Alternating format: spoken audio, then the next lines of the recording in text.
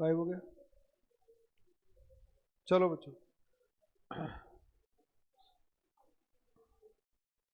अब बेटा सुनो, हमारा आज हम एक नया अकाउंटिंग स्टैंडर्ड स्टार्ट करेंगे, AS1।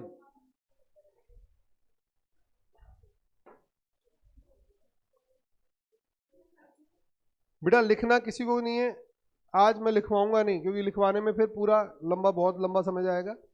थ्योरेटिकल है, तो मैं आज आपको, आप कॉपीज ओपन कर लो फटाफट, जो मैं पॉइंट लिखवा दूं आप रीड कर लीजिएगा। कॉपीज ओपन कर लो, लिखना किसी को कुछ भी नहीं।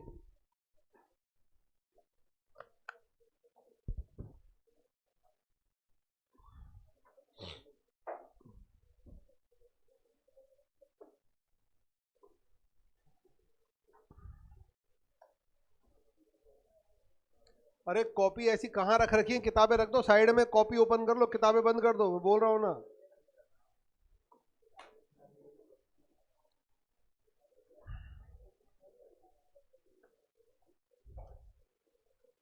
बेटा लिखो, कहां से देखना है आपको, अकाउंटिंग प्रोनाउंसमेंट लिख लो जल्दी से। ये अकाउंटिंग प्रोनाउंसमेंट से देखोगे, रीजन क्योंकि मैं लिखवा नहीं रहा इसमें, थ्योरी लिखवानी थी मुझे, लेकिन लिखवाने में फिर लंबी क्लास चली जाएगी, और वही लिखवाना है जो यहाँ पर लिखा हुआ है, अकाउंटिंग प्रोनाउंसमेंट। तो यहां से देखोगे आप, अकाउंटिंग प्रोनाउंसमेंट में ये रहा आपका थर्ड पोर्शन, क्या, अकाउंटिंग स्टैंडर्ड्स।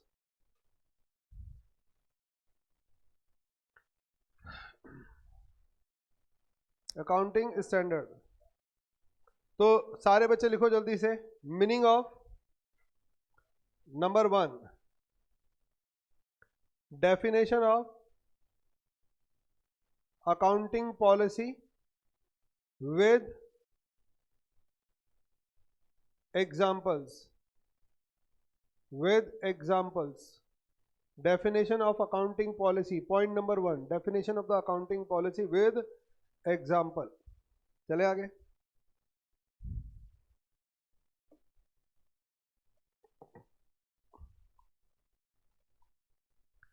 बताओ हमारा अकाउंटिंग स्टैंडर्ड 1 है क्या, बोलो जल्दी से। AS1, disclosure of accounting policies. तो एक बात तो बताओ क्लियर हो गई, ये केवल और केवल किससे रिलेवेंट है, डिस्क्लोजर से, यानी इसका किससे लेना देना नहीं है, अकाउंटिंग से कोई लेना देना नहीं है। तो इसमें केवल और केवल आपको डिस्क्लोजर देने, और किसके डिस्क्लोजर देने, जो आपने अकाउंटिंग पॉलिसीज फॉलो की हैं इन preparation and presentation of the financial statement, क्योंकि फाइनेंशियल स्टेटमेंट तो इसका लेना देना है नहीं, लेकिन हाँ उस फाइनेंशियल स्टेटमेंट में आपको क्या फॉलो करनी पड़ती है, कुछ पॉलिसीज फॉलो करनी पड़ती है। तो जो जो आपने फाइनेंशियल स्टेटमेंट्स में P&L और बैलेंस शीट बनाने में जो जो पॉलिसी फॉलो की है आपने, उनका डिस्क्लोजर दे दो। और डिस्क्लोजर कहाँ दिए जाते हैं, outside of financial statement disclosures दिए जाएंगे। तो अब हमारे सामने वही क्वेश्चन आ गए कि अकाउंटिंग पॉलिसी का मतलब क्या है। चलो डिस्क्लोजर तो पता है, नोट्स तो अकाउंट में दे देंगे, लेकिन अकाउंटिंग पॉलिसी का मतलब क्या है। तो बताओ सबसे पहले क्या लिखा है आपने, definition of the accounting policies with few examples. ये क्वेश्चन आया हुआ है एग्जाम में, ठीक है ना। तो ये क्वेश्चन है एग्जाम का, थ्योरेटिकल, तो ये आपको याद होना चाहिए। तो बच्चों यहां पर डेफिनेशन ऑफ द अकाउंटिंग, ये रहा आपका, लिख लो डेफिनेशन, डेफिनेशन लिखो सारे बच्चे, डेफिनेशन इन, डेफिनेशन पैरा 11। ये पैरा वेरा आपको याद नहीं करना, क्योंकि बुक नहीं है इसलिए मैं लिखवा रहा हूं। कहां देखोगे ये डेफिनेशन, कहां लिखी हुई है, पैरा 11, पैरा 11 देख लेना। कोट नहीं करना, कोट तभी करोगे अगर याद हो तो पक्का, वरना मैंने कहा ना कोट नहीं करने पर फर्क नहीं पड़ेगा, गलत कोट कर दिया तो नंबर चले जाएगी। ये मैं इसलिए लिखवा रहा हूँ क्योंकि आज आपके पास क्या नहीं है, प्रोनाउंसमेंट नहीं है। बुक्स लेकर आए हो, मुझे लिखवाना था, हालांकि मैंने इसलिए बोला नहीं था, लेकिन मुझे लग रहा है लिखवाने में, ये लिखवा लिखवा के एक्सप्लेनेशन में बहुत समय लग जाएगा, तो हम थोड़ा टाइम सेव कर रहे हैं बस। पैरा नंबर 11 में ये डेफिनेशन लिखी है, क्या डेफिनेशन लिखी है, The accounting policies refer to the specific accounting principle and method of applying those principles adopted by the enterprises in preparation and presentation of the financial statement. बेटा दो बातें लिखी हैं, एक अगर आप गौर कर पा रहे हो तो दो बातें लिखी हैं, एक बोलो स्पेसिफिक अकाउंटिंग प्रिंसिपल्स ए और दूसरा B methods of applying those principles in preparation and presentation of financial statement. बोलो आ गया समझ में? तो what is the mean of accounting policy? Accounting policy means specific accounting principles and methods जो financial statement के preparation and presentation के लिए काम आएंगे. चलो आगे. ये क्या है इसका मतलब? अकाउंटिंग पॉलिसी की डेफिनेशन ये तो टेक्निकल है. अगर हम सिंपल वर्ड्स में बात करें तो अकाउंटिंग पॉलिसी का मतलब क्या है?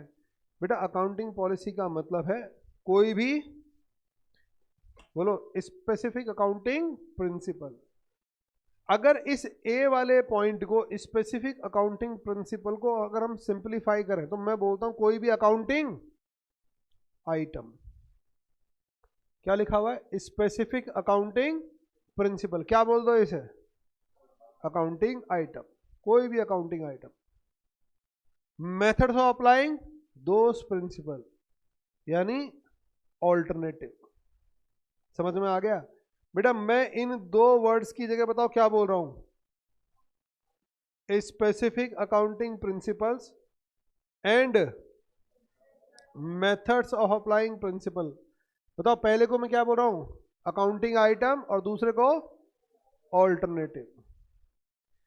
कहने का मतलब यह है आपको अकाउंटिंग पॉलिसी वहां अडॉप्ट करनी पड़ती है जहां पर किसी भी अकाउंटिंग आइटम पर बताओ क्या है?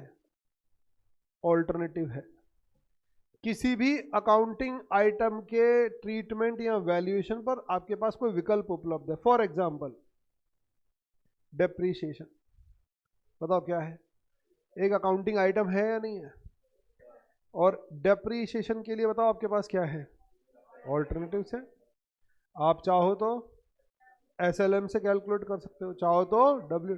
बेटा अगर आपने डिफरेंट अप्रोच लगाई तो डिफरेंट वैल्यू आएगी इसकी. फॉर एग्जांपल गुडविल एक अकाउंटिंग आइटम है जिसे आप वैल्यू करते हो तो फिर आपके पास डिफरेंट अप्रोच है. अगर आपने कैपिटलाइजेशन मेथड लगाया एवरेज में तो वैल्यू बदल जाएगी. फॉर एग्जाम्पल इन्वेस्टमेंट एक अकाउंटिंग आइटम है, वैल्यूएशन ऑफ इन्वेस्टमेंट. पढ़ चुके इन्वेस्टमेंट, फीफो पर वैल्यू किया था, एवरेज पर वैल्यू याद है AS 13 में. कहने का मतलब है कुछ अकाउंटिंग आइटम होते हैं जिनके वैल्यू करने के बताओ आपके पास क्या होते हैं? विकल्प होते हैं. अगर आपने किसी दूसरे विकल्प का चयन किया तो बताओ क्या हो जाएगा? वैल्यू चेंज हो जाएगा. अगर किसी आपने अदर ऑल्टरनेटिव का यूटिलाइजेशन किया तो वैल्यू बदल जाएगा. समझ में आ रहा है? तो इसका मतलब ये है कि जब मैं मेरे फाइनेंशियल स्टेटमेंट प्रिपेयर करूंगा तो बताओ मुझे क्या करना पड़ेगा? एक पॉलिसी बनानी पड़ेगी कि ये जो आइटम है इनके लिए मेरे पास ऑल्टरनेटिव है, तो इस आइटम को मैं इस मेथड से यानी इस ऑल्टरनेटिव से वैल्यू करूंगा. क्लियर है? और वो पॉलिसी बताओ मुझे क्या करनी पड़ेगी? डिस्क्लोज करनी पड़ेगी. बेटा अगर मैं पॉलिसी डिस्क्लोज करूंगा तो बताओ इसका मतलब मैं गलत पॉलिसी फॉलो नहीं करूंगा. क्योंकि अगर मैं डेप्रीशिएशन को एसएलएम से यूज करता हूं तो मान लो डेप्रीशिएशन ज्यादा आएगा, कम आएगा. डब्ल्यूडीवी से यूज करता हूं तो ज्यादा आएगा, मान लो फॉर एग्जांपल. तो बताओ इसका मतलब तो फिर मैं क्या सोचूंगा? प्रॉफिट घटाना है तो ये यूज कर लो, प्रॉफिट बढ़ाना है तो वो मेथड यूज करो जिससे डेप्रीशिएशन कम लगे. तो इसका मतलब तो मैं मैनिपुलेट कर रहा हूं या नहीं कर रहा? तो बेटा मैं मैनिपुलेशन कर पाऊंगा कब? जब डिस्क्लोजर्स नहीं दूंगा. अगर मैंने कोई पॉलिसी सेलेक्ट की और उसका डिस्क्लोजर दिया तो सामने वाला बेवकूफ थोड़ी है. सामने वाला भी तो समझता है कि इस सर्कमस्टेंसेस में इसको ये पॉलिसी सेलेक्ट करनी चाहिए थी, इसने गलत पॉलिसी सेलेक्ट की हुई है. तो आपका अकाउंटिंग स्टैंडर्ड बोलता है किसी भी आइटम पर अगर ऑल्टरनेटिव है उसके वैल्यूएशन के लिए आपने कौन सा मेथड, कौन सा ऑल्टरनेटिव पिक किया है, प्लीज डिस्क्लोज कर दो, जो आपने अपने फाइनेंशियल स्टेटमेंट बनाने में यूज किया है। गई क्या बात दिमाग में? तो अगर हम डिस्क्लोजर देते हैं तो बेटा फिर हम थोड़ा सा मैनिपुलेशन ऐसा मानकर चला जाता है कि जब आदमी बता ही रहा है तो फिर वो गलती से बचेगा, वो गलत जानबूझकर नहीं करेगा, क्योंकि अगर कर रहा है और उसके बाद डिस्क्लोजर दे रहा है तो सामने वाला इंटरप्रेट कर सकता है। चलो मैं आगे, तो बताओ अकाउंटिंग पॉलिसी क्या है? एक अकाउंटिंग मेथड जिसके लिए आपके पास ऑल्टरनेटिव। ये तो एक बहुत सिंपल डेफिनेशन हो गई, लेकिन हमें क्योंकि मैंने कहा थ्योरेटिकल क्वेश्चन आया हुआ है तो बताओ क्या लिखना है?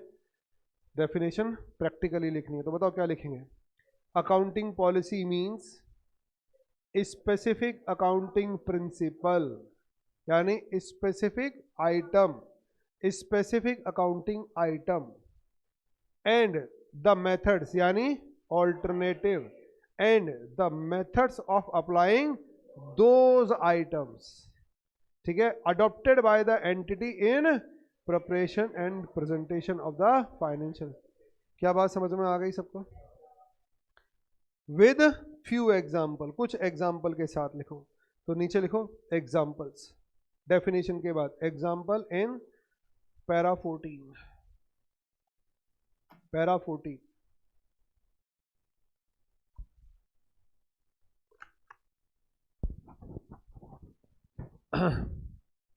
ये बोल रहा है, ये देर आर फॉलोइंग एग्जाम्पल्स जहां पर आप डिफरेंट अकाउंटिंग पॉलिसी अडॉप्ट कर सकते हो। फॉर एग्जाम्पल बताओ जल्दी से। मेथड ऑफ डेप्रीशिएशन और वैल्यूएशन ऑफ इन्वेंट्री पढ़ा है आपने, FIFO weighted average, valuation of आप हिस्टोरिकल कॉस्ट, रिवैल्यूएशन मेथड, और वो भी होता है current price method, present value method, कई मेथड होते हैं इसके। नेक्स्ट, ये तो कुछ आइटम ऐसे हैं जिनके बारे में बताओ आपको थोड़ी बहुत नॉलेज है, बाकी इन लोगों ने और भी दे रखा है। Treatment of the during construction, conversion of the foreign currency items. Next, conversion याद है आपको, क्लोजिंग रेट, स्पॉट रेट, ये रेट लास्ट में।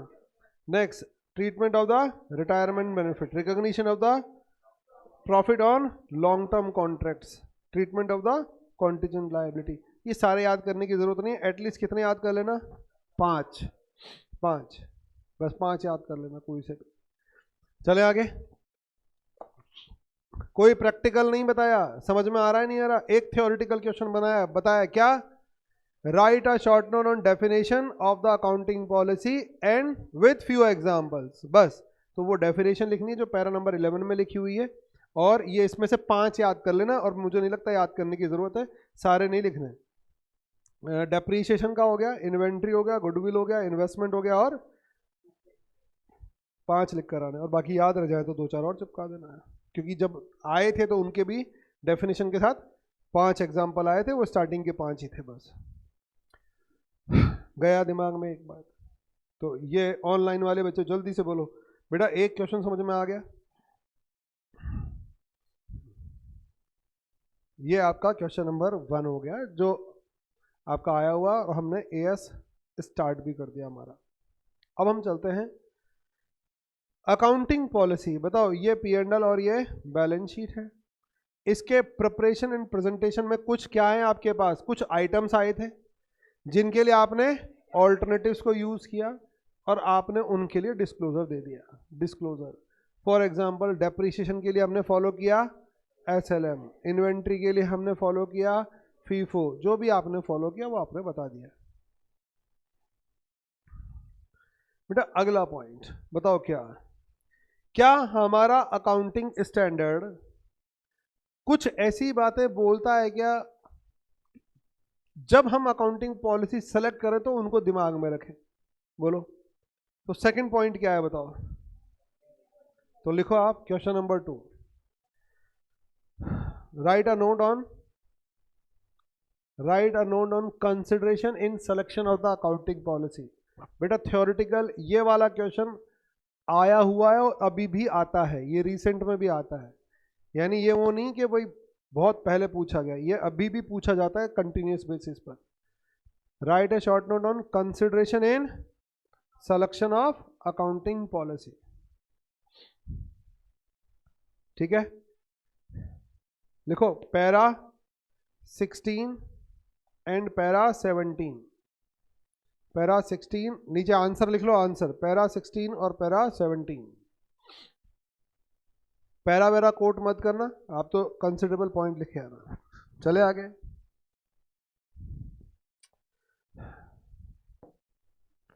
कंसिडरेशन। ये बताओ अकाउंटिंग पॉलिसी, आपको डेफिनेशन समझ में आ गया अकाउंटिंग पॉलिसी क्या है? बोलो बेटा, एक स्पेसिफिक अकाउंटिंग प्रिंसिपल या आइटम जिसके लिए आपके पास विकल्प है। Salary, salary paid amount rupees 10,000। तो बताओ क्या इसके लिए मुझे किसी पॉलिसी को सेलेक्ट करना होगा क्या?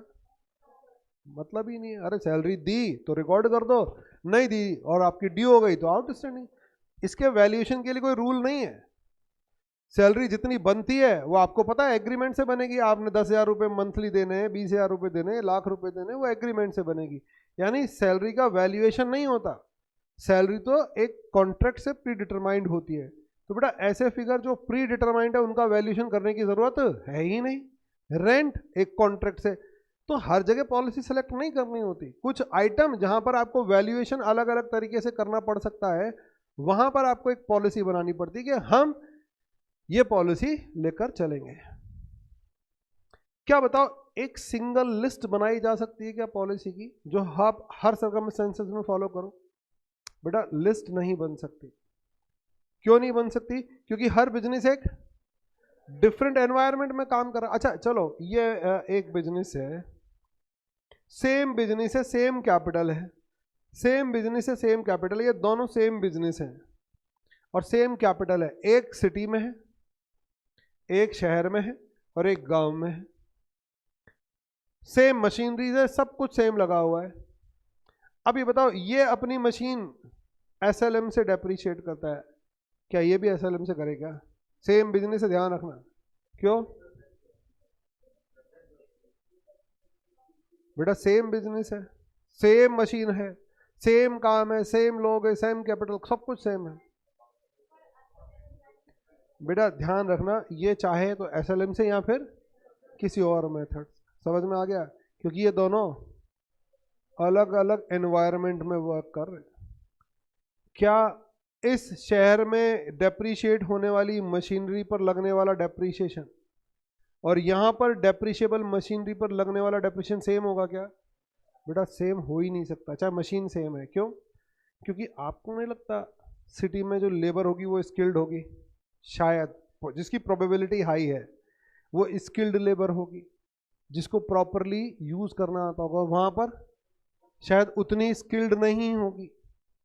भाई एक स्किल्ड वर्क करने के लिए आदमी स्किल्ड ही चाहिए, लेकिन मुझे नहीं लगता कि वो उतना स्किल्ड होगा जितना एक सिटी में अवेलेबिलिटी रहती है आदमी की। ठीक है ना? दूसरी बात, सिटी में बेटा इलेक्ट्रिसिटी फ्लक्चुएशंस इतने नहीं होते जहां पर गांवों में फ्लक्चुएशन, जो कहीं ना कहीं आपके इलेक्ट्रॉनिक इक्विपमेंट को डैमेज करते हैं। तीसरा, अगर यहाँ मशीन खराब हो जाएगी तो बताओ इंजीनियरिंग सर्विस फास्ट और बेहतर मिलेंगी? वहां पर टेक्निकल सर्विसेज ना तो फास्ट मिलेंगी ना बेहतर मिलेंगी। और फास्ट नहीं मिलेंगी तो पता है हम लोग खराब होने के बाद भी चीजों को कई बार यूज करते हैं, जिससे वो और ज्यादा खराब हो जाता है। कई बार हमारी गाड़ी का जब टायर, बाइक का टायर खराब, पंचर हो जाता है, तो भी हम भाई या तो सामने ही मिल जाए तो खाली वो पंचर ही रहता है।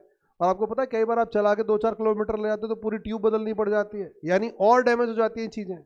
तो कहने का मतलब ये है, आपका अकाउंटिंग स्टैंडर्ड एक सिंगल लिस्ट प्रोवाइड नहीं करता। वो बोलता है आप अलग कॉम्प्लेक्स एनवायरनमेंट में काम करते हो तो आपके पास विकल्प तो है, विकल्प आप चुन लो अपने हिसाब से। समझ में आ गया? लेकिन जब विकल्प चुनो तो बोलो, ये चीज दिमाग में रखना भाई, रिक्वेस्ट कर रहे हैं। क्योंकि जब आदमी विकल्प चुनने पर आता है तो पता है वो क्या करता है, वो अपनी कन्वीनियंस के हिसाब से विकल्प चुनता है। बेटा आप लोगों के पास बताओ घर वालों ने क्या ऑप्शन दे रखा है? केवल पढ़ने का। घर वालों ने कहा खाना खाओ और पढ़ो बस, और कोई विकल्प है ही नहीं आपका। लेकिन क्या हमारा पढ़ाई में मन लगता है? नहीं लगता। तो हम व्हाट्सएप भी चलाते हैं, फेसबुक भी चलाते हैं, किताबों में बीच में रखकर यार दोस्त भी बनाते हैं, उनके साथ घूमते फिरते भी हैं और एंजॉय भी करते हैं। समझ में आ रहा है? और कई बच्चे तो उन्हीं चीज़ों को करते हैं, बस पढ़ाई लिखाई तो वो केवल इसलिए कर रहे होते हैं कि हाँ बीकॉम कहलाए, एमकॉम कहलाए या सीए फेल कहलाए, बस उनको कोई इंटरेस्ट नहीं होता पढ़ाई लिखाई में। ये बताओ, आप लोगों को पता है आपके पास एक ही चॉइस है, पढ़ने के लिए घर वालों ने भेजा, फिर भी बताओ आप लोग पढ़ाई के अलावा दूसरे काम क्यों करते हो? क्यों? क्योंकि आप अपनी कन्वीनियंस, क्योंकि पढ़ने में तकलीफ होती है, नो डाउट, एक जगह बैठना आसान नहीं है, दिमाग खराब हो जाता है। समझ में आ रहा हो? अभी तो आप सुनते हो टीचर को तो आपको 12 घंटे भी दिक्कत नहीं आती, 1 घंटे सुना 1 घंटे सो गए, ऐसी तैसी लगा रहे तो तेरे में, ठीक है ना? लेकिन जब घर बैठना पड़ेगा तो 12 घंटे पढ़ना ही पड़ेगा, उसमें तो कोई चॉइस ही नहीं है। अगर आप 1 घंटा पढ़ने के बाद बोर हो गए तो फिर बताओ क्या करोगे आप? बेटा किताब खोल के बैठे रहना तो बेवकूफ़ी है, और खोल के बैठे रहोगे तो कोई लेना देना नहीं है। समझ में आ रहा है? हमारी असली प्रॉब्लम कब स्टार्ट होने वाली है? अब 8-10 दिन बाद। बेटा आपकी अग्नि परीक्षा अब होगी, अभी तक तो आप बोर हो रहे थे, पक रहे थे, परेशान हो रहे थे, फिर भी थोड़ा बहुत सीख रहे थे। अब 10 दिन बाद आपको पता चलेगा कि पढ़ाई कैसे होती, वो टाइम क्रूशल होगा। तो हम लोग जब काम करें, बेटा हमारी एक पॉलिसी, हमें पढ़ना है, लेकिन हम पढ़ेंगे तो बताओ क्या करना पड़ेगा? हमें कुछ चीज़ों को कंसिडर करना पड़ेगा। उसके लिए मेडिटेशन करो, ये करो, वो सारी चीज़ें, खैर अब तो बेकार की बातें हैं वो, अब वो तो पहले से होता है, सारी चीज़ें होती हैं तो, और अब भी करो तो शायद लास्ट में फ्रस्ट्रेशन नहीं आएगी, नहीं करोगे तो ध्यान रखना बहुत ज़्यादा पढ़ाई होगी नहीं। तो वही बोलता है कि अकाउंटिंग पॉलिसी एक विकल्प है। भाई साहब आप अपने विकल्प खुद चुनते हो, और प्रॉब्लम क्या है, जब आप विकल्प चुनते हो तो कन्वीनियंट हो जाते हो कि हमें ये रिजल्ट चाहिए तो विकल्प ये चुन लिया, इसमें मुश्किल है। तो आपका अकाउंटिंग स्टैंडर्ड बोलता है ना ना ना, मैं बता रहा हूं आप जब पॉलिसी सेलेक्ट करो तो कन्वीनियंस सेलेक्ट मत करना, हम बता रहे हैं कुछ, बाकी तो आप चुनोगे, वो तो डिस्क्लोज करना है, फिर वो देख लेंगे हम सही है या गलत है। लेकिन ये चीजें दिमाग में रखना। प्राइमरी कंसिडरेशन, बताओ प्राइमरी कंसिडरेशन क्या है? In selection of the accounting policy by the enterprises is that the financial statement prepared and presented on the basis of such policy should represent true and fair view of the financial statement। बोलो बात समझ में आ गया? पहला तो दिमाग में ये रखना, जब आप पॉलिसी सेलेक्ट करो तो वो पॉलिसी ऐसी होनी चाहिए जो फाइनेंशियल स्टेटमेंट में यूज कर रहे हो आप, जिनके ब्याह पर आप फाइनेंशियल स्टेटमेंट बनाने जा रहे हो, वो फाइनेंशियल स्टेटमेंट को ट्रू एंड फेयर रखें। गया क्या दिमाग में? तो प्राइमरी कंसिडरेशन इज दैट कि आपकी पॉलिसी ट्रू एंड फेयर होनी चाहिए। चलो आगे, नेक्स्ट, एंड मेजर कंसिडरेशन। ये बोल रहा है प्राइमरी तो हमारा ये है, और बताओ फिर क्या बोलता है? Major considerations. Number 1 prudence, number 2 substance over form, number 3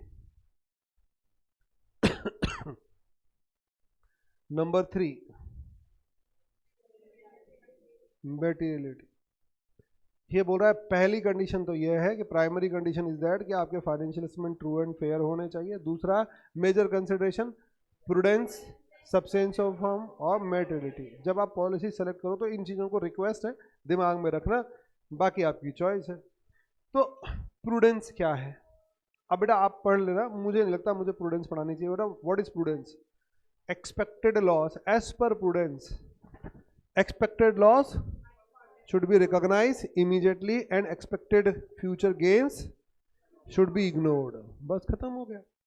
आप जब पॉलिसी सेलेक्ट करें तो आपको ये दिमाग में रखना चाहिए कि आपकी पॉलिसीज ऐसी हों जो एक्सपेक्टेड लॉसेस को तो कंसिडर कर रही हो, लेकिन एक्सपेक्टेड गेन्स को इग्नोर कर जाए। अगर आपको कभी पॉलिसी, जैसे हम लोग नहीं चुनते कॉस्ट और fair value whichever is higher, भी तो ले सकते हैं, पॉलिसी बना सकते हैं, लेकिन बेटा हायर बनाएंगे तो गेन कंसिडर हो जाएगा।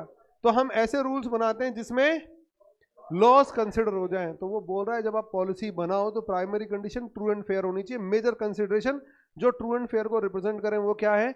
आपकी पॉलिसी ऐसी होनी चाहिए जो प्रूडेंस को सपोर्ट करे। चले आगे, दूसरा बताओ क्या है? Substance over form. बेटा मैं कई बार आप लोगों को बता चुका, सब्सटेंस ओवर फॉर्म क्या होता है, आपके transaction and event should be govern by there substance not by the legal form. आपके ट्रांजैक्शन और इवेंट बताओ किससे गवर्न होने चाहिए? Substance means reality, form means legality. ये रियलिटी की बात करता है और ये लीगलिटी की बात करता है। सब्सटेंस ओवर फॉर्म, यानी आपको लीगलिटी के ऊपर सब्सटेंस, रियलिटी को प्रायोरिटी देनी चाहिए। ये बोल रहा है the accounting treatment and presentation in the financial statement transaction and event should be govern by there substance, यानी रियलिटी से, नॉट लीगलिटी। लीगलिटी से गवर्न नहीं होना चाहिए। अगर आपको याद हो तो for example hire purchase, hire purchase में वेंडर बताओ क्या कर रहा है, उसको परचेजर को असेट सेल कर रहा है, लेकिन ओनरशिप ट्रांसफर नहीं कर रहा है। याद है, ओनरशिप ट्रांसफर नहीं करते हुए भी केवल पोजीशन ट्रांसफर किया जा रहा है। और पता है उसके बावजूद भी आप परचेजर की बुक्स में पहली एंट्री क्या करते हो, assets account debit to vendor, और उसके बाद परचेजर डेप्रिशिएट भी करता है। ये मैंने वहां भी बताया था। ऐसा क्यों हो रहा है? रियलिटी दिखा रहे हैं भाई साहब। हालांकि उसने एग्रीमेंट करवा लिया है, लेकिन वो एग्रीमेंट साइलेंट एग्रीमेंट है, वो एक्टिव एग्रीमेंट नहीं है। बताओ वो एग्रीमेंट एक्टिव कब होगा? जब सामने वाली पार्टी डिफॉल्टर होगी। अगर पार्टी डिफॉल्टर नहीं है तो वो एक्टिव ही नहीं होगा, यानी वो असेट छीन ही नहीं सकता उससे। रियल में मालिक वो ही है। और दूसरा, एक्चुअल में एक्सेप्शनल सिचुएशन में पेमेंट नहीं होते, वरना मोस्टली बताओ कस्टमर क्या करता है, पेमेंट करता है और मोस्टली कलेक्शन हो जाता है। और मैंने आपको पहले भी कहा था बेटा इसका उल्टा होने लग जाएगा ना, उस दिन ये सिस्टम बंद हो जाएगा। ठीक है, तो हम 2-4% के लिए रियलिटी को नहीं छोड़ सकते। तो आपने चाहे लीगली ओनरशिप ट्रांसफर नहीं की हो, लेकिन ये बोलता है अकाउंटिंग लीगलिटी से नहीं चलेगी भाई साहब, रियलिटी से चलेगी। रियलिटी दिखाओ, तो हम फिर रियलिटी दिखाते हैं। चलो मैं आगे, समझ में आ रहा है? नेक्स्ट ये बोल रहा है मेटीरियलिटी। मेटीरियलिटी का मतलब all material fact, material fact means important item should be disclosed. आप जो भी मेटीरियल बातें, जो भी इंपॉर्टेंट बातें हैं वो डिस्क्लोज कर दो। अब मेटीरियलिटी की उन्होंने कोई डेफिनेशन दी नहीं है कि इसको मेटीरियलिटी बोलेंगे, लेकिन उन्होंने कहा कि मेटीरियलिटी को आप इस तरीके से समझ सकते हो कि अगर हम किसी चीज की नॉलेज किसी को दें तो उससे बताओ उसका डिसीजन इन्फ्लुएंस हो सकता है। अगर आपको लगता है हाँ इन्फ्लुएंस हो सकता है तो वो मटेरियल फैक्ट है, अदरवाइज वो नहीं है। मैं आपको कोई बात बताऊं या ना बताऊं कोई फर्क नहीं पड़ता, ठीक है ना, तो वो मटेरियल नहीं है। अगर मैं बताता हूं बात और उससे आपका डिसीजन इफेक्टिव हो सकता है तो वो मटेरियल है, यानी उसको इस तरह से डिफाइन किया गया है। बस चलें आगे। तो बताओ consideration at the time of selection of the accounting policy लिख दोगे। ये थ्योरेटिकल क्वेश्चन रिसेंट भी आता है, अभी भी आ रहा है, यानी 2-3 अटेम्प्ट बाद पूछा जाता है, ये इंपॉर्टेंट है। तो हमने बताओ क्या पढ़ा, consideration, consideration in selection of accounting policy, para number 16-17 जो कोड करने की आवश्यकता नहीं है। 16 में हमने क्या पढ़ा, प्राइमरी कंसिडरेशन। प्राइमरी कंसिडरेशन क्या है, आपके selected accounting policy true and fair financial statement का व्यू रिप्रेजेंट करें। और secondary consideration, major consideration prudence, substance over form और मेटीरियलिटी, जिसमें आपको 2-2 लाइन कोट करनी है। प्रूडेंस में बता दिया, एक्सपेक्टेड लॉस कंसिडर करेंगे, लॉसेस नहीं। चले आगे, तो ये आपको कोट करना है। क्या क्वेश्चन नंबर 2 समझ में आया बेटा? ऑनलाइन वाले बच्चों जल्दी से बोलो, क्वेश्चन नंबर 2 समझ में आया?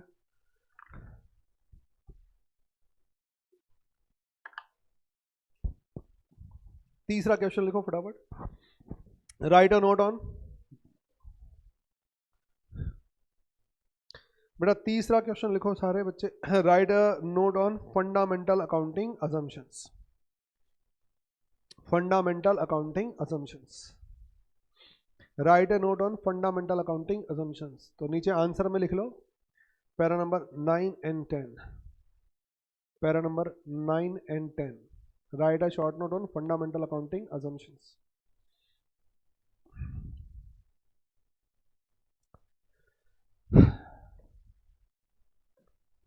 लिख लिया सबने? बेटा मोस्ट इंपॉर्टेंट है ये, पैरा नंबर 9 एंड 10 बोल तो दिया नालायक। सर सुन कौन रहा है आपको, चलो कोई बात नहीं। Para number 9 and 10, fundamental accounting assumptions. अच्छा, अकाउंटिंग किस पर बेस्ड है बेटा? Accounting is based only on assumptions.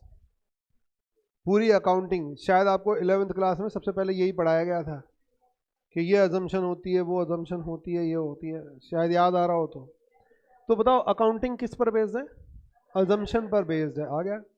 अब बहुत सारी अजम्पशन पढ़ी होंगी आपने, अब मैं नाम लेके डराना नहीं चाहता, आप बोलो ये तो याद ही नहीं है, ठीक है ना।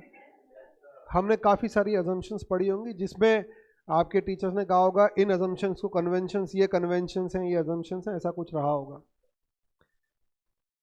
तो ये बताओ, एक मान लो पेरेंट्स हैं, उनके 15-20 बच्चे हैं, ठीक है ना।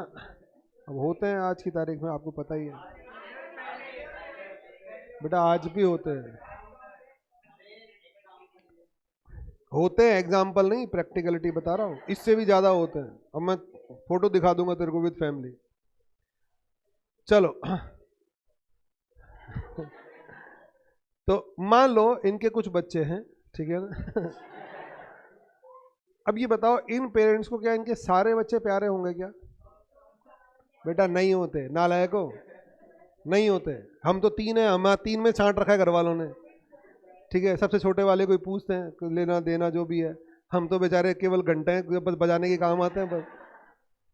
कुछ भी कहना होता है तो मम्मी डांटना पीटना हमारे साथ ही होता है, उसको तो बेचारा कुछ नहीं, बेटा बेटा। तो हमारे घर में भी ये होता है, वो छोटा वाला सबसे ज्यादा उद्यम करता है और उसको मेरी वाइफ मारने नहीं देती। वो कल भी बचा पिटते पिटते मम्मी के पीछे भाग के छुप जाता है, बस हाथ ही नहीं आता भाई। और नहीं, छोटे या तो छोटे होते हैं सबसे, या फिर सबसे बड़े होते हैं। बीच वाले तो किसी के फेवरेट नहीं होते, ठीक है, वो हमेशा बीच में ही रहते हैं। बेटा होता है, देखो पेरेंट्स की नज़र में क्या होता है, जो मजबूत दिखता है तो उसको वो थोड़ा सा कम, और जो कमजोर सा दिखता है उनको उस पर ज्यादा प्यार उनका होता है, वो नेचुरली होता है, सबके साथ होता है। नेक्स्ट, तो अब ये बताओ, पेरेंट्स ने 1-2 बच्चे सेलेक्ट कर रखे हैं, ये अरे यार कॉन्सेप्ट समझो आप, बच्चों पर मत जाओ।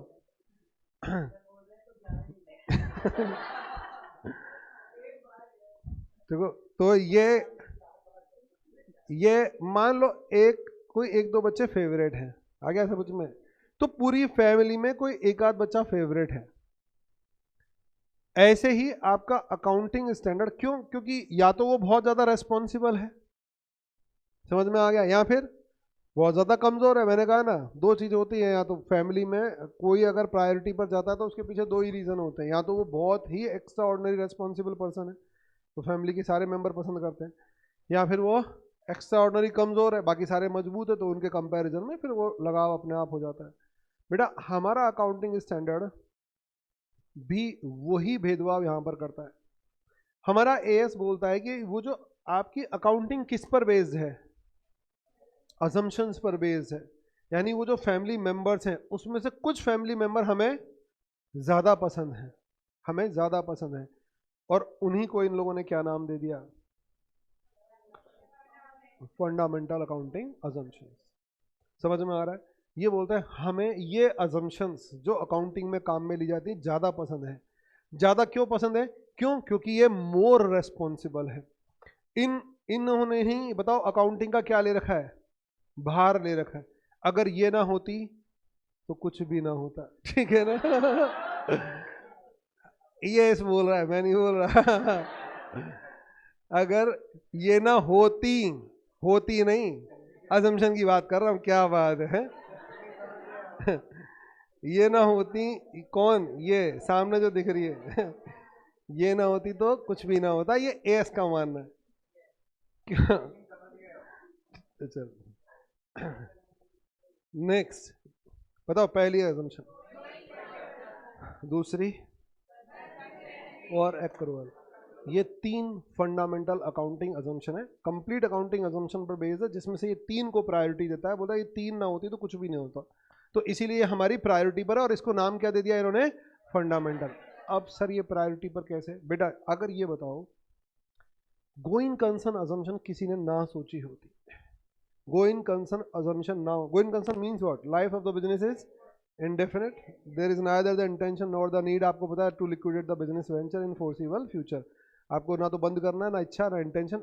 हालांकि हो जाए वो एक अलग बात है, लेकिन जब मैंने बिजनेस स्टार्ट किया तब मेरी इंटेंशन नहीं थी, वो तो फ्यूचर में फिर गड़बड़ हो जाए तो बंद करना ही पड़ता है। अजम्पशन की बात चल रही है। मतलब ये बताओ, चलो इस अजम्पशन को छोड़ो, आपको पता है हमारी लाइफ के साथ भी क्या चल रहा है, गोइंग कंसर्न। बेटा ये बताओ, एक बच्चा पैदा होता है तो उसके पेरेंट्स को क्या पता होता है, डेट ऑफ बर्थ, और मान लो उसके साथ एक तख्ती लटकी हुई आ जाती है, डेट ऑफ डेथ। भाई डेट ऑफ बर्थ भी पता है और साथ में क्या पता होता, डेथ पता होती है। एक तख्ती भगवान एक सिस्टम बना दे कि भाई एक तख्ती लटका के भेज दो इसके साथ, डेट ऑफ डेथ वो भी देख लें, उनको भी पता हो, क्योंकि ऊपर वाले को तो पता ही है कब जाना है। अगर बताओ ऐसा होता तो क्या होता बेटा, किसी की उम्र निकलती 5 साल, किसी की 10 साल, किसी की 15 साल, किसी की 100 साल, तो 100 साल वालों को छांट लेते। भैया तुम तो पढ़ो लिखो, सिस्टम से काम करो वरना बर्बाद हो जाओगे। 5 साल, 7 साल, 10 साल, 15, तुम इंजॉय करो, तुम्हारा कोई लेना देना नहीं है। समझ में आया? तुमको तो पेरेंट्स बोलते हम ही देख लेंगे, तुम मजे करो, फालतू में क्या बताओ। अभी स्कूल में भेजना चालू किया, पता चला 10 साल में तो भगवान बुला ही लेगा। बेटा हमें क्या पता है, डेट ऑफ बर्थ, और केवल डेट ऑफ बर्थ पता है, तो हमारी लाइफ के साथ क्या जुड़ गया, गोइंग कंसर्न। क्योंकि हम ये मानकर चलते हैं हम मरेंगे ही नहीं, ठीक है ना। अब वो कब आएगा वो पल हमें नहीं पता, लेकिन हाँ हमारी लाइफ के साथ गोइंग कंसर्न जुड़ा हुआ है। तो बेटा जब गोइंग कंसर्न जुड़ जाता है तो you have to be systematic, आपको सिस्टमैटिक होना ही पड़ेगा। अगर आप सिस्टमैटिक नहीं रहोगे तो पता है पूरी जिंदगी बर्बाद। अगर जल्दी चले गए तो कोई लेना देना नहीं, अगर बेटा पूरी लाइफ मिली है 100 साल, निकालने भारी पड़ जाएंगे। समझ में आ रहा है? तभी तो बताए पेरेंट्स क्या करते हैं, इस एज तक पढ़ लो, इस एज तक सेटल हो जाओ, इस एज तक शादी हो जाए, इस एज तक ये हो जाए। समझ में आ रहा है? सब सिस्टम बना रखा है, क्यों? क्योंकि हमारी लाइफ गोइंग कंसर्न के साथ जुड़ी हुई है। अगर ये बताओ, अगर लाइफ के साथ मैंने अभी कहा जैसे हमें डेट ऑफ बर्थ के साथ डेट ऑफ डेथ पता होती, तो बताओ क्या हमारी लाइफ इतनी सिस्टमेटिक होती? कभी नहीं होती। और क्यों करते हैं हम सिस्टमेटिक? आज चाहे किसी भी बच्चे का पढ़ने में मन है या नहीं, लेकिन वो बेटा बैग उठाकर जरूर आता है, कोशिश करता है। अब ठीक है, अब उसके इंटरेस्ट ही अलग है तो वो भी, उसका भी कोई दोष नहीं है, लेकिन वो बेचारा फिर भी एक एफर्ट करता है, क्योंकि उसे भी सिस्टम समझ में आ रहा है कि सबसे सेफ सिस्टम क्या है भाई, स्टडी करके आप सेफ जोन में जा सकते हो। बाकी आप मान लो आप प्लेयर हो या आप बिजनेस करना चाहते हो, तो बेटा वो थोड़े से क्या है, अनप्रिडिक्टेबल है, वहां पर कहीं ना कहीं हम हमारी लाइफ के साथ गैमलिंग कर रहे हैं। हो सकता है सक्सेसफुल हो जाए, हो सकता है डिफीट खा जाए, लेकिन यहाँ एक सेफ सिस्टम है। अगर आपके पास डिग्री आ गई, उसके बाद जो मन में आए करो। बिजनेस करना है तो बिजनेस करो, फेल हो जाओ तो आपके पास एक डिग्री तो है जो आपको 2 साल बाद, 5 साल बाद, 10 साल बाद बताओ क्या दिलवा सकती है, एक ऐसी नौकरी दिलवा सकती है जिसका आपका खाना पीना अच्छी तरह से चल जाए। तो ये एजुकेशन एक सेफ सिस्टम है। तो इसीलिए सारे बच्चे जिनका पढ़ने का इंटरेस्ट नहीं भी होता तो भी वो बैग उठा कर आते, क्योंकि उनको पता है ये सिस्टम एक बढ़िया सिस्टम है। कोशिश करते हैं, अब नहीं होगा तो नहीं होगा, वो बात अलग है। तो ये बताओ, अगर ऐसे ही बिजनेस, अगर जिसने भी अकाउंटिंग डेवलप की बेटा, अगर उसके दिमाग में गोइंग कंसर्न नहीं आता तो बताओ अकाउंटिंग डेवलप होती क्या? हमें क्या समझ में आया? आज बिजनेस स्टार्ट किया तो हमने बताओ क्या जोड़ दिया उसके साथ, गोइंग कंसर्न। ये बिजनेस लंबा चलेगा, कब तक चलेगा पता नहीं, स्टार्टिंग डेट पता है, एंड की डेट नहीं पता। तो बताओ फिर हमें क्या लगा, सिस्टमेटिक होना पड़ेगा, कोई सिस्टम डेवलप करना पड़ेगा, वरना तो हमें दिक्कत हो जाएगी इसको मैनेज करने में। तो बेटा फिर सिस्टम डेवलप किए गए, कहा गया कि अकाउंटिंग की जाए, और उसमें भी कहा गया कि 1 साल की अकाउंटिंग की जाए, प्रॉफिट और लॉस पता लग। अरे आ रहा है समझ में? ये वो सिस्टम है जिसने अकाउंटिंग को यहां तक पहुंचाया। अगर ये थॉट नहीं डेवलप हुई होती तो शायद अकाउंटिंग भी इतनी डेवलप नहीं हुई होती। बोलो गया दिमाग में? Going concern. दूसरा, बोलो, अक्रूवल सिस्टम। हाँ कंसिस्टेंसी ले लो, आपको सेकंड सॉरी कंसिस्टेंसी दिखाई दे रही। कंसिस्टेंसी क्या होती है? कंसिस्टेंसी बेटा same rule and regulation, same rule and regulations year by year follow करते जाओ आप, जिससे वो कंपेरेबल रहे। आ गया नेक्स्ट, अक्रूवल। आज की अकाउंटिंग किस पर चलती है? अक्रूवल बेसिस पर, यानी सारे इनकम और एक्सपेंसेस ड्यू बेसिस पर रिकॉग्नाइज होने चाहिए। सारे एक्सपेंस ड्यू बेसिस पर और सारे इनकम्स अर्न बेसिस पर रिकॉग्नाइज होनी चाहिए, नॉट कैश बेसिस। क्योंकि जब आप किस पर देखते हो? अक्रूवल पर, तो बताओ कौन सा व्यू निकल कर आता है? True and fair. Cash basis पर ट्रू एंड फेयर व्यू निकल कर नहीं आता। चले आगे। और कंसिस्टेंसी से बताओ क्या आती है फाइनेंशियल स्टेटमेंट में? कंपेरेबिलिटी आती है। और कंपेरेबल स्टेटमेंट ही बताओ क्या माने जाते हैं? ट्रू एंड फेयर माने जाते हैं। क्या बात समझ में आई? आपका अकाउंटिंग स्टैंडर्ड बोलता है भाई साहब ये तीन मेरे फेवरेट हैं, इसीलिए मैंने इनका नाम क्या रखा हुआ है? Fundamental accounting assumption, going concern, consistency और अक्रूवल। मैंने रीजन बताने की कोशिश की कि ये क्यों है इंपॉर्टेंट। क्योंकि गोइंग कंसर्न ने जन्म दिया अकाउंटिंग को। अकाउंटिंग को हमने प्रेजेंट में किस पर बेस किया? अक्रूवल पर बेस किया। और अक्रूवल सिस्टम पर बेस अकाउंटिंग में क्या होनी चाहिए? पॉलिसीज में सिमिलरिटी होनी चाहिए, जिससे वो कंपेरेबल रहे, तभी जाके हम ट्रू एंड फेयर बोलेंगे। ये बोल रहा है para number 9, certain fundamental accounting assumptions underline the preparation and presentation of the statement. They are normally not specified stated because their acceptance and use are assumed. Disclosure is required if they are not followed. बेटा अगर आप क्या कर रहे हो? ये follow कर रहे हो, फॉलोड बाय द एंटिटी, तो बताओ क्या नहीं करना इनका? डिस्क्लोजर नहीं देना। अगर मैं क्या बना रहा हूं? ट्रेड आपके ये P&L और बैलेंस शीट बन रहे हैं, और बताओ अभी भी क्या पास है? गोइंग कंसर्न, यानी मैंने बिजनेस को बंद करने के बारे में नहीं सोचा। दूसरा, किस पर चल रहे हैं? अक्रूवल बेसिस पर, यानी कैश बेसिस पर अकाउंटिंग नहीं कर रहा, अक्रूवल बेसिस पर कर रहा हूं। दूसरा, पॉलिसीज कोई चेंज नहीं किया जो पिछले साल थी वो, तो बताओ मुझे क्या नहीं देना? कोई भी डिस्क्लोजर किसके रिगार्डिंग? फंडामेंटल अकाउंटिंग असम्पशन के रिगार्डिंग कोई भी डिस्क्लोजर नहीं देना। क्योंकि अगर मैं डिस्क्लोज नहीं करूंगा तो ये क्या होगा? ये माना जाएगा कि ये यूज की जा रही है। अगर बेटा इसमें से एक भी ब्रेक होती है तो आपको डिस्क्लोजर देना पड़ेगा। अकाउंटिंग स्टैंडर्ड यही बोल रहा है। तो पैरा नंबर 9 में वो ये बोल रहा है, अगर वो क्या हो रहा है? Not specified because they are acceptance और यूज अज्यूम, आपको उनको स्पेसिफाइड यानी उनका डिस्क्लोजर नहीं देना। लेकिन अगर डिस्क्लोजर देना पड़ेगा कब? Not followed. आपने इस साल के ट्रेडिंग P&L बैलेंस शीट बना ली और आपने सोच रखा कि अगले 3 महीने में बिजनेस बंद कर दूंगा, तो बेटा आपको नीचे नोट लगाना पड़ेगा, नेक्स्ट 3 मंथ्स में बिजनेस बंद होने वाला है, यानी going concern assumption is not valid now. Cash basis पर अकाउंटिंग कर रहे हो कर लो, लेकिन नोट लगा दो कैश बेसिस पर। कोई पॉलिसी बदली है तो डिस्क्लोजर दे दो कि हमने पॉलिसी बदल दी। आ गया? अगर इसमें से कोई ब्रेक होगी तो आपको डिस्क्लोजर देना पड़ेगा। आई होप ये भी क्लियर हो गया। बेटा जल्दी से बोलो, सबको समझ में आ गया? और ये थ्योरेटिकल है, फिर बोल रहा हूँ ये आपको याद होना चाहिए। नेक्स्ट,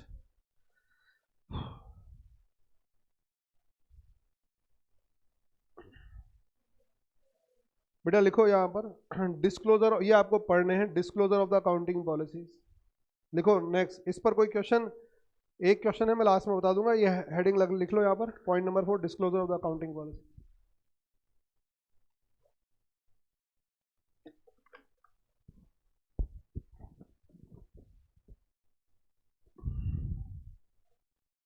हाँ हाँ,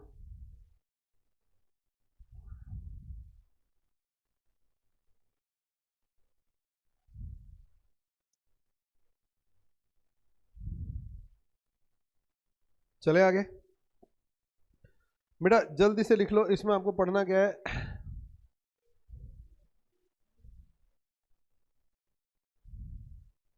पैरा नंबर 18, 19 और 20 पढ़ना है, ये ऐसा कुछ याद करने वाली बात नहीं। 18, 19, पैरा 18 प्लस 19 प्लस 20, एक ही बात लिखी हुई है। इन सबको अलग अलग लिखने के, एक साथ लिख दो या अलग अलग? बताओ पैरा नंबर 18 में क्या लिखा हुआ है? कोई जरूरत ही नहीं है। ये बोल रहा है that the all significant policy adopted in preparation, क्या कर दो, डिस्क्लोज आ गया। डिस्क्लोजर ऑफ अकाउंटिंग पॉलिसी, जो आपका अकाउंटिंग स्टैंडर्ड है, पैरा नंबर 18 क्या बोलता है, आपको पॉलिसीज डिस्क्लोज करनी है। चले आगे।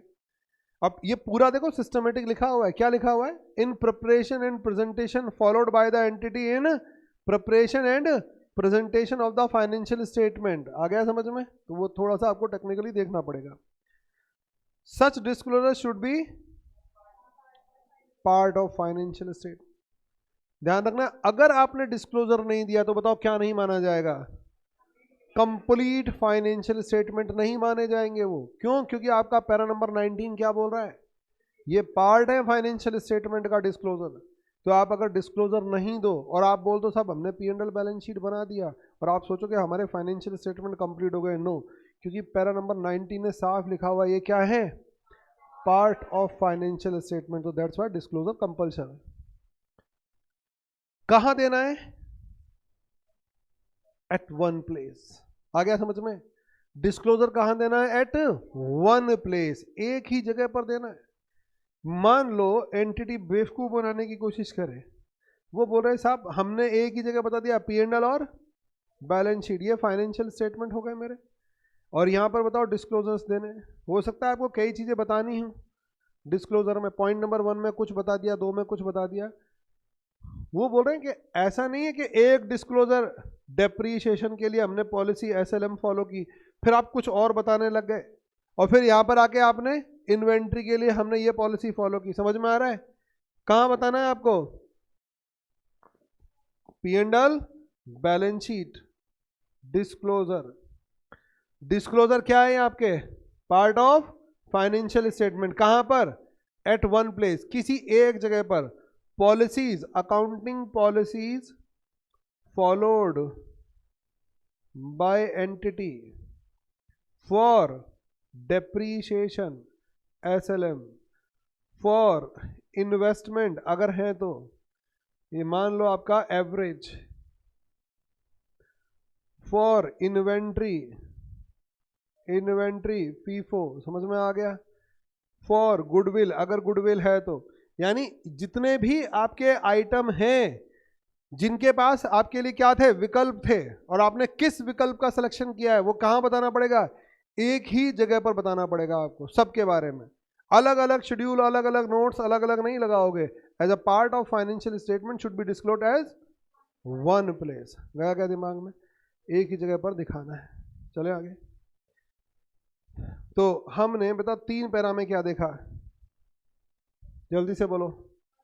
हमें डिस्क्लोजर देना है, अगर कीवर्ड की बात करूं तो डिस्क्लोजर देना है as part of financial statement at, ये कीवर्ड है इसके। चले आगे, नेक्स्ट। अब बेटा आगे पेज पैरा नंबर लिखो आप, लिखो changes in accounting policies, changes in accounting policy effects, changes in accounting policy effects, changes in accounting policy effects, और लिख लो equals to para number 22, equals to para number 22।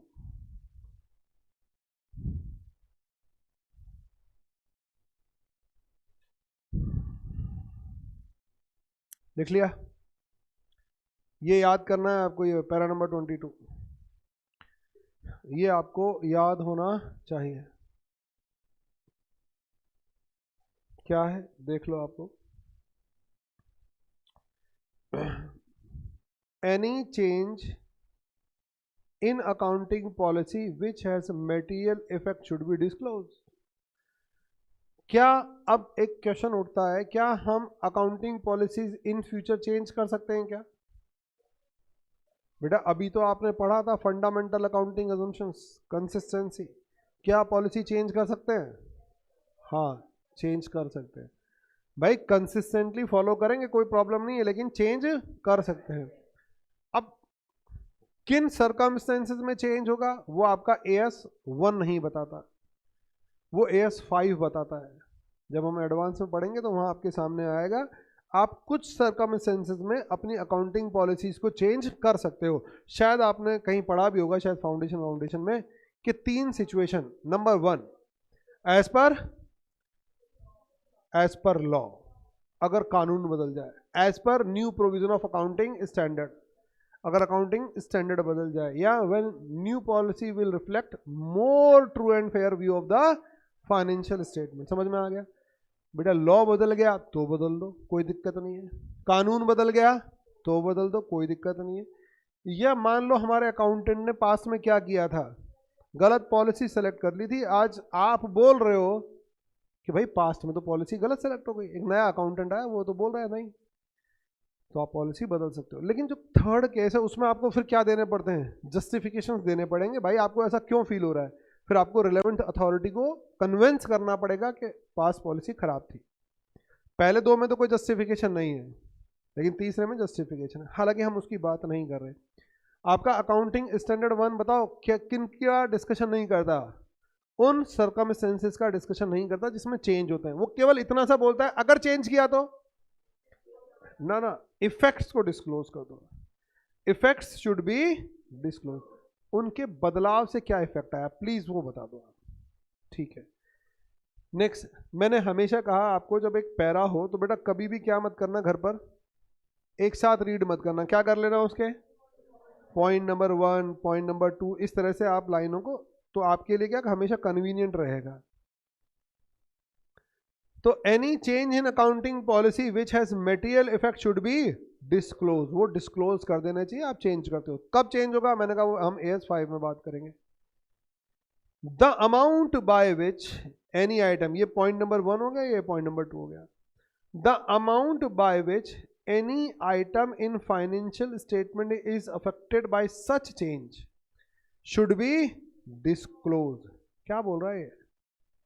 The amount by which any item in financial statement affected, क्या? the amount by which any item in financial statement affected by such change should be disclosed to the extent, यानी आप किसकी बात कर रहे हो? Effect. तो बोल रहा वो आइटम जिसमें आपने चेंज किया है उसका बताओ, क्या बता दो, उस चेंज से होने वाले अमाउंट का क्या इफेक्ट पड़ेगा, अगर वो असर्टेनेबल है, to the extent ascertainable. Number 3, where such amount is not ascertainable, जहां पर आप उस अमाउंट को कैलकुलेट नहीं कर सकते, तो द फैक्ट शुड बी, आप बता दो कि भाई हम पॉलिसी चेंज तो कर रहे हैं, लेकिन इस पॉलिसी चेंज की वजह से करंट ईयर में इस आइटम पर इस अमाउंट, कितने अमाउंट का इंपैक्ट आएगा ये नहीं बता पा रहे। हमें 2 चीज बतानी पड़ेगी। बताओ चेंज का इफेक्ट, बताओ क्या बताना पड़ेगा इफेक्ट, एक किस आइटम पर पड़ा और दूसरा अमाउंट पर, अमाउंट कितना है, ये 2 बताने पड़ेंगे इफेक्ट के नाम पर। और मान लो आप अमाउंट अगर असर्टेन कर पा रहे हो तो बता दो, वरना ये इंडिकेट कर दो कि भाई हम चेंज कर रहे हैं, इसकी वजह से ये अकाउंट इंपैक्ट हो रहे हैं, लेकिन हम अमाउंट नहीं बता सकते क्योंकि इट इज क्वाइट इम्पॉसिबल। या फिर अगर हम कैलकुलेट करने बैठेंगे तो इसके बेनिफिट तो कम है लेकिन कॉस्ट ज्यादा आ जाएगी, बहुत पुरानी कैलकुलेशन करनी पड़ेगी, बहुत ज्यादा कैलकुलेशन, तो वो बेनिफिशियरी नहीं है। तो आप रीजन के साथ बता दो। Next, 4th point, if a change is made in the accounting policy which has no material effect on the financial statement for the current period but which is reasonably expected to have material effect in later period, the fact of such change should be appropriately disclosed। तो ये बोल रहा है अगर आपको लगता है कि वो चेंज किया है वो इस साल तो मटेरियल नहीं, लेकिन आगे जाके तो ऐसा कुछ हो तो वो भी बता देना आप साथ में। चलो मैं आगे, इसमें मेन मुद्दा क्या है, ये जो है आपका अमाउंट और आइटम। मान लो बेटा ये जो कहना चाह रहा है वो क्या कहना चाह रहा है वो समझो। मान लो मैंने इस साल क्या किया, मैं फॉलो कर रहा हूं इन्वेंट्री वैल्यूएशन का। मान लो मैं इन्वेंट्री को वैल्यू कर रहा हूं, मेरा स्टॉक वैल्यू कर रहा हूं किससे, फीफो से वैल्यू कर रहा हूं मैं पिछले 5 साल से। यहां आके मुझे लगा नहीं, 1 अप्रैल 2011 तक बताओ मैंने किससे वैल्यू किया? 5 साल हो गए पुराने, पहले सालों में भी फीफो से वैल्यू करता रहा, अब भी फीफो से वैल्यू किया। इस साल 31 मार्च 2012 12 में एक नया अकाउंटेंट आया, वो बोला साहब फीफो से तो वैल्यू नहीं होनी चाहिए। फॉर एग्जांपल बताओ किससे? वेटेड एवरेज हमारी एंटिटी के लिए ज्यादा सूट करता है, आप तो फालतू में फीफो से निकालते आए। तो बोला अच्छा, उसने भाई जस्टिफाई कर दिया चीज को। अब जस्टिफाई कर दिया तो बताओ, अब तो मुझे पता चल गया ना, अब तो मेरी नोटिस में नहीं था। अब एंटिटी को पता चल गया कि साहब अकाउंटेंट सही तरीके से वैल्यू नहीं हो रहा था उससे। ये हमारे इंडस्ट्री के लिए तो ये प्रैक्टिस चलती है और ये ज्यादा बेनिफिशियरी है। इस साल से बताओ एंटिटी ने क्या किया? फीफो से वेटेड एवरेज में शिफ्ट किया। तो बताओ ये क्या है? Change in accounting policy. ये पॉलिसी बदल दी उसने। अब पॉलिसी बदल दी तो बताओ क्या करना है इसका? कंसिस्टेंसी ब्रेक हुई तो as per fundamental accounting assumption consistency break हुई तो डिस्क्लोजर देना होगा, आपको डिस्क्लोजर देना होगा change in accounting policy from FIFO to weighted average. अब आपका अकाउंटिंग स्टैंडर्ड क्या बोलता है? अभी अभी जो आपने रिसेंटली पढ़ा, बताओ उसमें क्या बोला आपको? अगर आपका चेंज आया है तो बताओ चेंज को डिस्क्लोज करो, उसके इफेक्ट को डिस्क्लोज करो, अगर वो असर्टेनेबल है तो बेटा अब इस केस में क्या होगा? मैंने फीफो से इन्वेंट्री बताओ कितने की निकाली? 5 लाख की। वो सॉरी, वेटेड एवरेज से इन्वेंट्री कितने की निकाली? 5 लाख की। तो बताओ मैं मेरे ट्रेडिंग अकाउंट में कितने की दिखाऊंगा? 5 लाख की। बैलेंस शीट में कितने की दिखाऊंगा? 5 लाख की। अब मुझे एक काम करना है, बताओ एक काम रफ में करना है, इन्वेंट्री को फीफो से वैल्यू करना है। क्या ये पॉसिबल है? बिल्कुल पॉसिबल है। मैं तो 5 साल से वैल्यू करता आ रहा था। तो मैंने फीफो से वैल्यू की, इन्वेंट्री आई, कुछ भी आ सकता है, एक रैंडम फिगर लिख दिया 3 लाख। 3 लाख की इन्वेंट्री। अगर मैं फीफो से वैल्यू करता तो 3 लाख, मैंने वेटेड एवरेज से पॉलिसी बदल दी, वेटेड एवरेज से फॉलो किया तो आपको नहीं लग रहा इफेक्ट्स आए? कितने आइटम पर? 2 आइटम पर। एक बेटा प्रॉफिट पर इंपैक्ट आया, एक स्टॉक क्लोजिंग स्टॉक पर इंपैक्ट आया। बोलो समझ में आ गया? तो वो आपको आइटम बताने। तो मेरे 2 item because of this change impact ले रहे हैं। और क्या वो अमाउंट असर्टेनेबल है? यस, मैंने कैलकुलेट कर लिया। Because of this change profit will be increase by ₹2 lakh. At the same time stock भी 2 लाख रुपए से बढ़ जाएगा। मुझे ये भी बताना पड़ेगा। अगर ये असर्टेनेबल है, और अगर ये असर्टेनेबल नहीं है, आइटम तो बताने ही पड़ेंगे आपको। अगर आप उस अमाउंट को भी कैलकुलेट कर सकते हो तो अमाउंट भी बताना पड़ेगा, नहीं तो आपको इंडिकेट करना होगा कि आप अमाउंट असर्टेन नहीं कर सकते विद रीजन। क्यों नहीं कर पा रहे आप? बात समझ में आ रही है? तो हमें इससे बताओ क्या होगा? एक क्या पता चला यार, ये सारी जिम्मेदारी किसकी है? एंटिटी की। सामने वाले को तो खाली रीड करना है बस। मैं बता रहा हूं मैंने पॉलिसी बदली, मेरी इस पॉलिसी बदलने की वजह से बताओ मेरे करंट पीरियड में ये आइटम इफेक्टिव हुए हैं, और ये आइटम या तो बढ़े हैं या घटे हैं। अब बताओ सामने वाला समझेगा या नहीं समझेगा कि भाई इसके पॉलिसी बदलने की वजह से प्रॉफिट 2 लाख से बढ़ गया और इसकी बैलेंस शीट में भी 2 लाख का इंपैक्ट पॉजिटिव आ गया। तो क्या ये पॉलिसी वास्तव में जेन्युइनली चेंज की गई है या केवल और केवल प्रॉफिट बढ़ाने के लिए की गई है? बताओ सामने वाले को तो सोचना ही है खाली। अब उसको कोई इंटरप्रिटेशन नहीं करनी, कुछ कैलकुलेशन नहीं करनी। कैलकुलेशन तो सारी किसके जिम्मे थोप दी गई? एंटिटी की। क्या बात समझ में आई? अब दोबारा पढ़ लो एक बार पैरा नंबर 22, शायद अब और क्लियर हो जाएगा। Any change in accounting policy which has material effect should be disclosed. और वो इफेक्ट क्या होगा? मैंने कहा अमाउंट और item.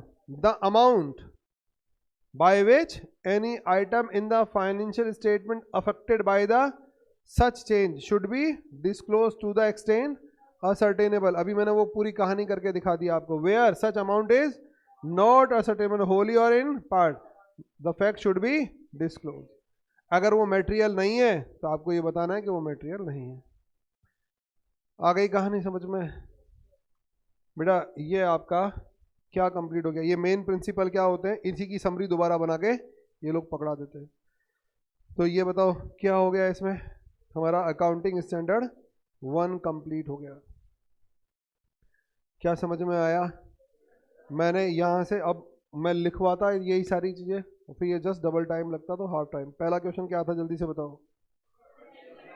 Definition with few example, दूसरा कंसिडरेशन, तीसरा फंडामेंटल अकाउंटिंग अजम्पशन, चौथा डिस्क्लोजर्स और पांचवा चेंजेस। सब पर थ्योरी पूछा गया है। एक नोट और लगा लो,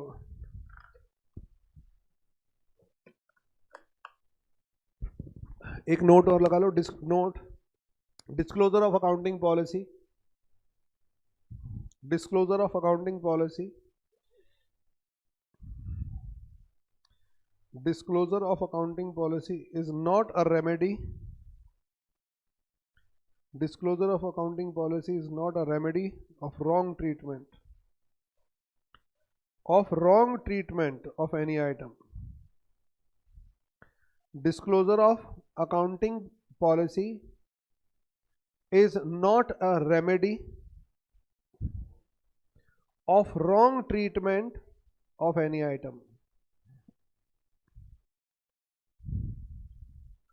बेटा आपको एक बात और दिमाग में रखनी है, आप क्या बोल रहे हो? हमने डिस्क्लोजर, हमने क्या किया बताओ?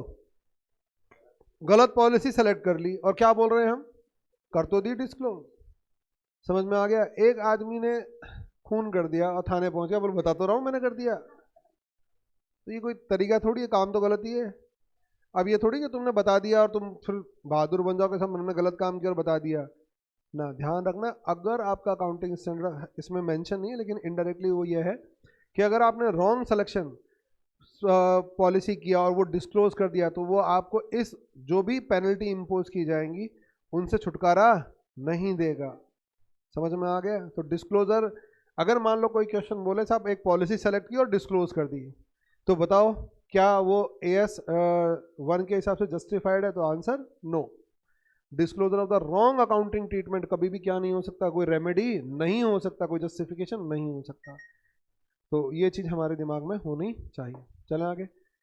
इसके 2-3 क्वेश्चन हैं आपके वो जो पास बुक है उसमें, इसमें नहीं है ये तो। इसमें तो बताओ केवल और केवल क्या है? AS का बेयरर टैक्स का, जो मैंने इस बार इससे पढ़ा दिया क्योंकि वहां पर प्रॉपरली नहीं लिखा हुआ और मुझे ये लिखवाना होता है वो समय बचाने के चक्कर में। तो क्वेश्चन आप देखोगे उसमें एक आध क्वेश्चन में दिक्कत आएगी आपको, लेकिन मैं अपनी तरफ से बताना नहीं चाहता। क्यों? पढ़ोगे समझोगे, दिक्कत आएगी तो पूछोगे, नहीं पढ़ोगे नहीं समझोगे, हो सकता है काफ़ी बच्चे सॉल्व कर ले। तो वो थ्योरेटिकल 3 क्वेश्चन हैं इसके, तो वो आपको देखने, ये मैंने थ्योरेटिकल बता दिए, वहाँ पर भी है। चले बच्चों आगे। अब इसके साथ बताओ क्या खत्म हो गया? सारी बातें। अब छोटी मोटी बातें और मैं करना चाह रहा हूँ। काफ़ी बार बच्चे पूछते हैं सर थ्योरेटिकल क्वेश्चन कहीं से आते हैं क्या? थ्योरेटिकल क्वेश्चन कुछ करने हैं क्या हमें? तो बेटा आप लोग, मैं कुछ थ्योरेटिकल क्वेश्चन बता रहा हूँ जो आप लोग देख लीजिएगा।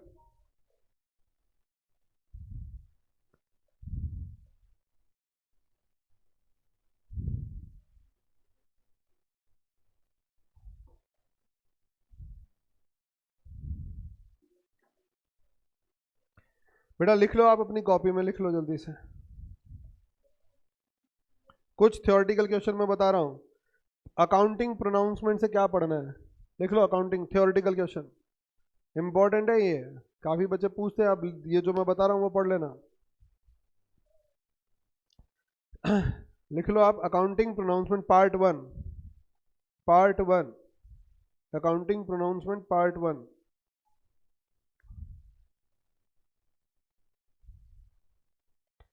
लिख लो point number 9,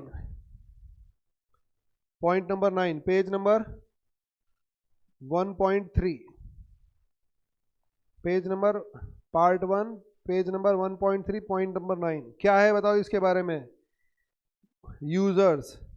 users of accounting, investor, employ, lenders, इनके ऊपर बताओ क्या पढ़ लेना, केवल एक एक लाइन। समझ में आ गया? बहुत ज्यादा नहीं आता लेकिन हाँ एक एक बार आया हुआ है। Right a short note on user of the accounting information. तो आप इसमें से 4-5 के नाम याद करके उन पर एक एक लाइन लिख कर आओगे। Next,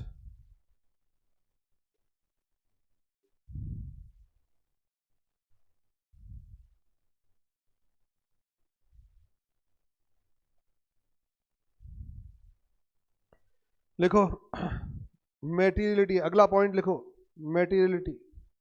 question number 2, question number 2, ये क्वेश्चन है जो ये मैं बता रहा, क्वेश्चन के हिसाब से लिख लो, theoretical question. Question number 2, materiality,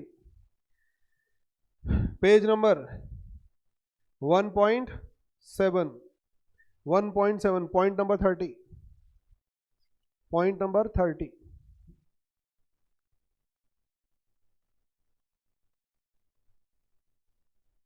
लिख लिया? क्या है सर मेटीरियलिटी? अभी तो हमने पढ़ा था, बताओ मेटीरियलिटी वहां क्या पढ़ा था हमने? यानी जो आइटम इंपॉर्टेंट हो, इंपॉर्टेंट जिसकी नॉलेज इन्फ्लुएंस करती हो। अब बेटा क्या है एग्जाम में, ये वो क्वेश्चन है जो पूछे जाते हैं कंटिन्यूस बेसिस पर। जो आपका क्वेश्चन नंबर 6 है ना, उसमें एक आध बताओ क्या आएगा, थ्योरेटिकल क्वेश्चन आएगा। आपको पता है ना आपका पेपर पैटर्न, क्वेश्चन नंबर 6 में कितने आएंगे? 5 क्वेश्चन, जिसमें से आपको 4 अटेम्प्ट करने। तो उसमें कोई एक थ्योरेटिकल क्वेश्चन आ जाता है, एक कभी कभी 2, लेकिन हाँ एक तो मान कर चलो। तो वो कौन से थ्योरेटिकल क्वेश्चन आते हैं, वही हम पॉसिबिलिटी AS1 में भी हमने वही पॉसिबिलिटी सर्च की थी, और वही पॉसिबिलिटी यहाँ ये जो क्वेश्चन आए हुए हैं उसमें। Right a short note on materiality, कितने नंबर का? 5 नंबर का। अब बेटा 5 नंबर में कुछ तो वो लाइन तो नहीं लिख कर आओगे वो जो वहां पढ़ा था हमने, जब हमने पढ़ा था सिलेक्शन ऑफ अकाउंटिंग पॉलिसी में 3 पॉइंट पढ़े थे। क्या था? सब्सटेंस ओवर फॉर्म, मेटीरियलिटी और प्रूडेंस। तो वहां तो एक एक लाइन लिखी हुई थी, ठीक है ना। लेकिन अगर क्वेश्चन ही केवल किस पर आ गया, तो बेटा फिर ये पढ़ लेना, ये लिख कर आना। समझ में आ गया? 5 नंबर लेने हैं हमें। नेक्स्ट लिखो question number 3, right a short note on, खाली आप सब्सटेंस ओवर फॉर्म लिख दो। Question number 3, substance over form. Exam में लिखा हुआ है right a short note on substance over form. तो लिखो page number 1.8, point number 35, page number 1.8, point number 35,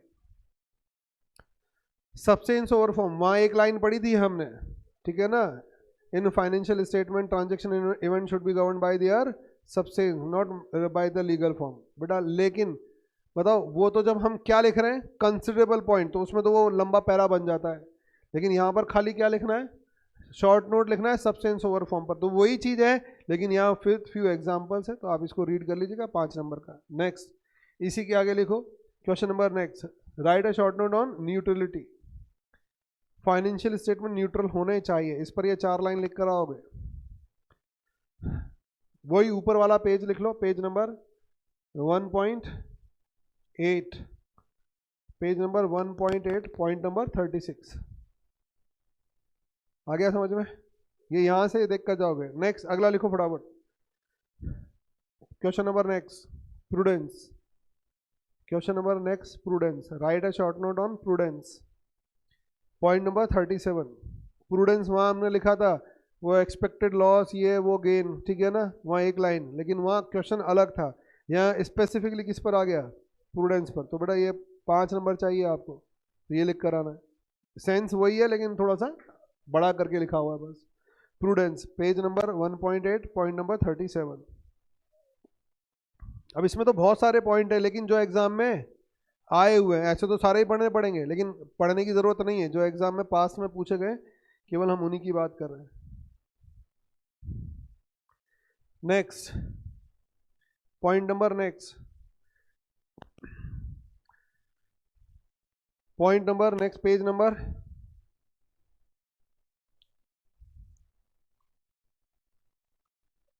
number कहाँ गया, 1.9। बेटा टाइमलीनेस, ये क्या होता है, point number 43, point number 43। Next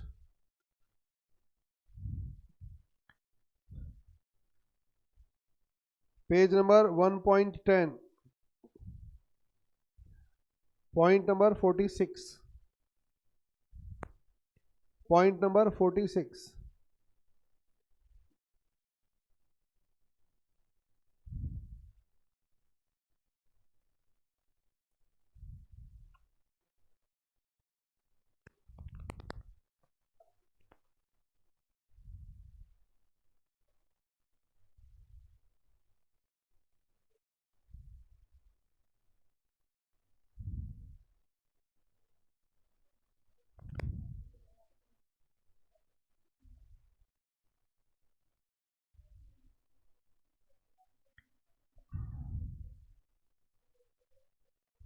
ये पॉइंट यहां से नहीं, यहां से देखना है।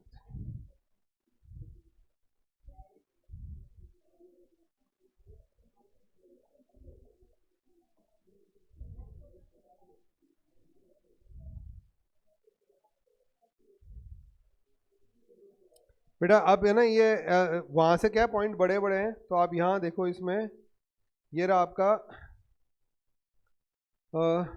ये लिख लो इसमें आपका चैप्टर 3। अब लिख लो अगला क्वेश्चन। चैप्टर 3 ये वहां पर भी है, लेकिन वहां क्या है, बड़े बड़े हैं, आपको वहां देखने नहीं है। Chapter 3 unit 2, chapter 3 unit 2, chapter 3 unit 2।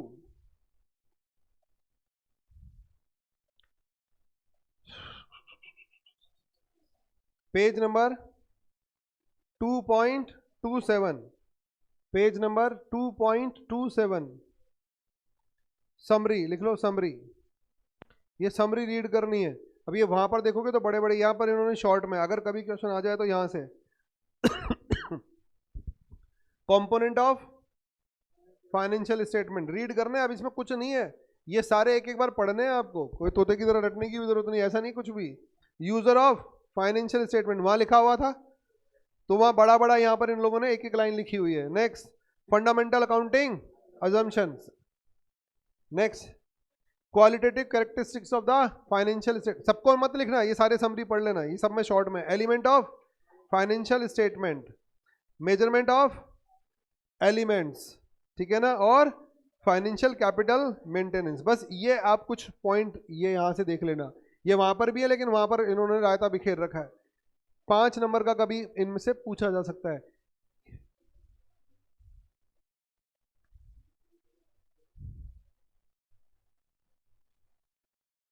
अरे आया क्या कुछ समझ में? ये थ्योरेटिकल क्वेश्चंस हैं जो आपको देखने हैं बेटा। ऑनलाइन वाले बच्चों जल्दी से बोलो, समझ में आया? ये थ्योरेटिकल क्वेश्चन है जो देखने हैं आपको। सर क्या ये सारे ही अब मैं इसमें से बताता हूँ बेटा, ये मैंने पता किस ब्याह पर टिक लगवाया है, जो अब तक पूछे गए। अगर फ्रीक्वेंटली आस्क की बात करें इसमें, तो एक न्यूट्रलिटी है, सब्सटेंस ओवर फॉर्म है, प्रूडेंस है और मेटेरियलिटी है, इन 4 के बारे में। लेकिन मुझे नहीं लगता कि आप इन 4 के आपको बाकी भी देखने चाहिए, क्योंकि आना एक ही है ले देकर, कोई सा भी पूछ लेते हैं उठाकर। तो आपको मैंने इसमें इंपॉर्टेंस भी बता दिया और ये जो पूछा गया है वो भी बता दिया।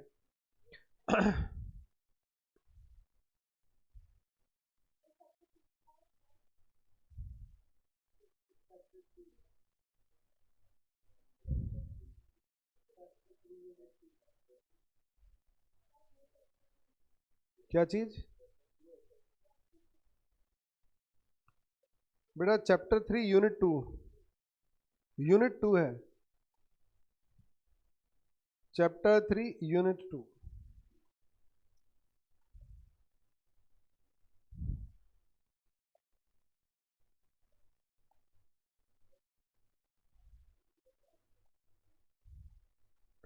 चलो अब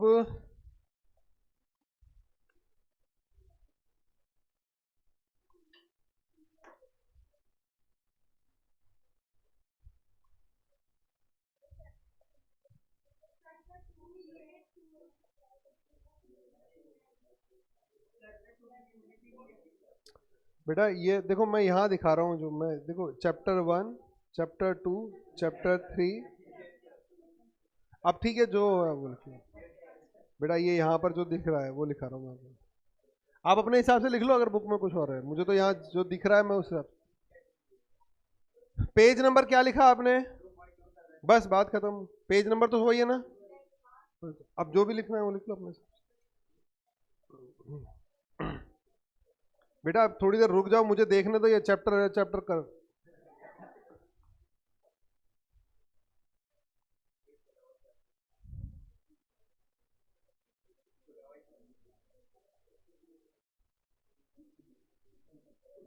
चलो अब 5 प्रेस कर देना जल्दी से।